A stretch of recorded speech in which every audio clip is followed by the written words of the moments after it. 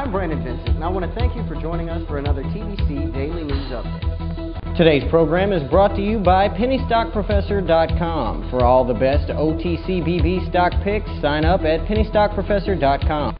Tariq Salih said Tuesday that he and his wife did not party crash a White House state dinner last week. The Obama administration said Salih and his wife, Michelle Salih, attended but had not been invited to the state dinner for visiting Indian Prime Minister Manmohan Singh, and officials say they got into the event because of a breach in security. Appearing on NBC's Today Show with his wife, Salih said the aftermath of the incident was the most devastating thing that has ever happened to them. They're greatly saddened by all the circumstances that have been involved in portraying he and his wife as party crashers. They claim that in no way did they party crash the White House. Salih said he and his wife are cooperating extensively with the U.S. Secret Service in their investigation of the incident and said the truth will soon come out.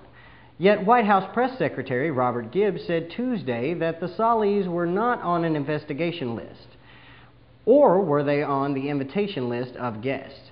Gibbs stated if your name is not on an invitation list and you show up, that this is called crashing. He also said the president was concerned about the security breach here, as was the Secret Service. The Secret Service is evaluating their procedures. The Salihs said that last week they would appear Monday on CNN's Larry King Live, but they later canceled after CNN reported Thursday about several lawsuits involving the Salihs. The couple's publicist, Mahogany Jones, urged CNN to delay its report about the couple's legal woes. Our featured penny stock company for the week is Pacific Ethanol. Pacific Ethanol produces and sells ethanol and its co-products in the western United States, primarily in California, Nevada, Arizona, Oregon, Colorado, Idaho, and Washington. It also provides transportation, storage, and delivery of ethanol through third-party service providers. The company's co-products include wet distillers' grains. It sells ethanol to gasoline refinery and distribution companies and wet distillers' grains to dairy operators and animal feed distributors. The company was founded in 2003 and is headquartered in Sacramento, California. President Obama is sending 30,000 additional troops to Afghanistan and is ordering military officials to get reinforcements there within 6 months. The president, whom Republicans had accused of dithering over the decision, came to the conclusion that the deployment needs to be accelerated to knock back the Taliban. The push for a speedy deployment surprised some observers because of White House officials who defended Obama's slow pace of coming to a decision had said the Pentagon wouldn't be able to get new troops to Afghanistan that quickly anyway.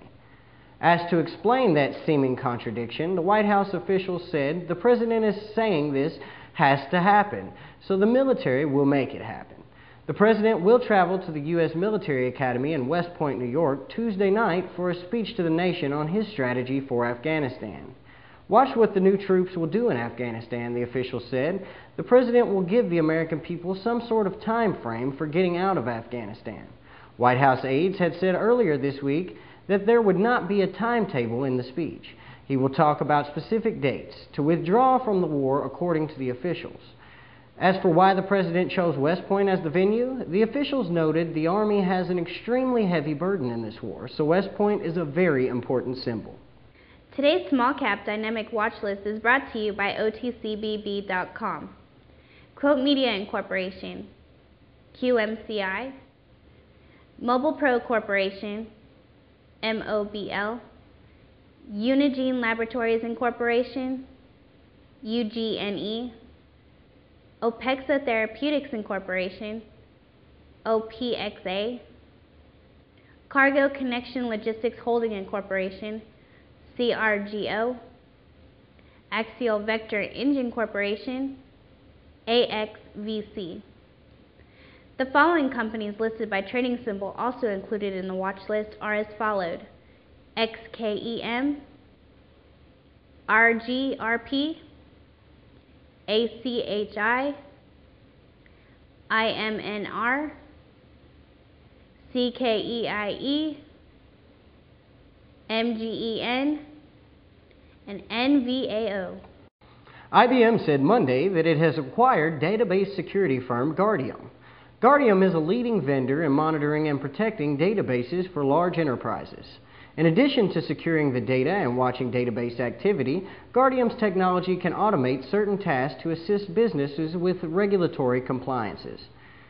Big Blue expects the acquisition to help its customers better shield their critical databases against both external and internal threats. Guardium can check for specific patterns and anomalies when information is accessed, allowing enterprises to maintain the integrity of their data. Guardium's technology can also detect fraud and unauthorized access to databases by way of an enterprise application, such as a company's ERP or CRM software. Organizations are grappling with government mandates, industry standards, and business demands to ensure that their critical data is protected against internal and external threats. IBM's general manager said this acquisition is another significant step in our abilities to help clients govern and monitor their data, and ultimately make their information more secure throughout its life cycle. Guardium, a privately held company based in Waltham, Massachusetts, will be integrated into IBM's information management software portfolio. El Paso Corporation faces a record $2.3 million fine for a 2006 natural gas pipeline blast that killed a worker who struck the line with a bulldozer, the U.S. Department of Transportation said on Tuesday. The department's Pipeline and Hazardous Materials Safety Administration said El Paso and its subsidiary, Colorado Interstate Gas Corporation, did not comply with federal regulations covering the locating and marking of buried pipeline facilities. El Paso spokesman Richard Wheatley said the company did not agree that the civil penalty, which was a final ruling, reflects all the facts of the incident. He added El Paso has taken steps to increase the safety of its pipeline operations. The blast on the 36-inch natural gas line owned by Wyoming Interstate Corporation happened in November 2006. The worker was attempting to grade nearby land to build a right-of-way for the Rockies Express pipeline. Yesterday, Green Gadget blogs were abuzz with a concept shown off at Yanko Design. It's the Flexio Solar FM radio. It's solar-powered, compact, and covered in paper instead of plastics. So it should be a greener option, right? Well, not so much. Weeding through the green buzzwords, we're having trouble figuring out this little concept. So the idea is kind of neat. A paper radio you can charge with solar power and play when you need it. Also, manufacturing would be fast and cheap, but that's where it ends. It would play only one fixed station, which means it wouldn't be good to have on hand since it's only an FM station and you'd want to tune into AM stations for emergencies.